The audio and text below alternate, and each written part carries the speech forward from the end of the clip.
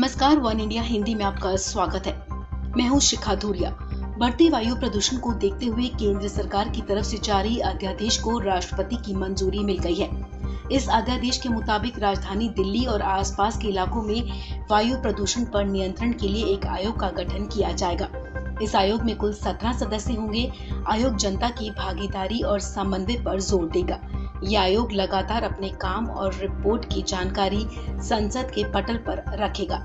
इस आयोग में एक चेयरपर्सन के साथ साथ केंद्र सरकार, एनसीआर के राज्यों के प्रतिनिधि, केंद्रीय प्रदूषण नियंत्रण बोर्ड और इसरो के प्रतिनिधि शामिल होंगे।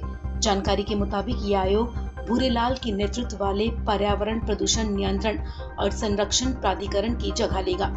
ईपीसीए का गठन सुप्रीम कोर्ट की तरफ से प्रदूषण के मामलों में सर्वोच्च निगरानी निकाय के रूप में किया गया था। इस आयोग में एक अध्यक्ष और 17 सदस्य होंगे, जिन्हें केंद्र सरकार की तरफ से नियुक्त किया जाएगा। साथ ही दिल्ली, हरियाणा, यूपी, पंजाब और राजस्थान के प्रतिनिधि भी इस आयोग में शामिल होंगे। इस आयोग के बनने से तमाम टास्क फोर्स और एक्स ग्रुप के बीच किसी मुद्दे पर होने वाला मत होगा। आपको बता दें, इस आयोग का मुख्य दिल्ली में होगा।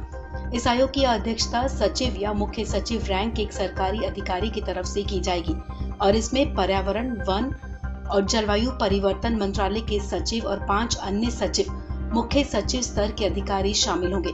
आयोग के पास दिल्ली एनसीआर से संबंधित प्रदूषण नियंत्रण के लिए कोई भी आदेश देने की शक्ति होगी और कोई भी दूसरी समिति या अथॉरिटी आयोग के आदेश में हस्तक्षेप नहीं कर सकेगी। आयोग का प्रमुख केंद्र सरकार की तरफ से नियुक्त किया जाएगा।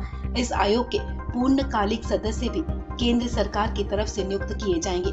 आयोग के अध्यक्ष का कार्यकाल 3 साल का होगा। अध्यक्ष अगर भ्रष्टाचार या अपने पद का दुरुपयोग करते हुए पाया गया तो उसे हटाने का अधिकार भी केंद्र सरकार के पास होगा। इस आयोग में केंद्र सरकार के सचिव स्तर का अधिकारी कोऑर्डिनेटर होगा। आयोग की तरफ से बनाए गए तमाम नियम कायदों को 30 दिन के अंदर या फिर तुरंत संसद के अंदर पेश किया जाएगा। संसद के पास आयोग की तरफ से बनाए गए नियमों में बदलाव करने का अधिकार होगा। इस आयोग के पास कहीं भी और किसी भी फैक्ट्री, उद्योग धंधों में जाकर जांच करने का अधिकार होगा। आयोग को प्रदूषण के संकट को खत्म करने के लिए इसके द्वारा निर्धारित निर्देशों का उल्लंघन करने वालों पर कार्रवाई के अधिकार दिए गए हैं। आयोग के आदेशों और राज्यों की अधिसूचना का अनुपालन नहीं करने पर जुर्माने का भी प्रावधान है। इस आयोग के पास 5 साल तक सजा देने और पाना लगाने का अधिकार होगा। आयोग के आदेशों को सिर्फ एनजीटी में ही चुनौती दी जा सकेगी।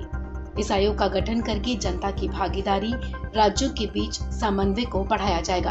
आपको बता दें, इस आयोग के अंतर्गत 3 सब कमेटियां भी होंगी।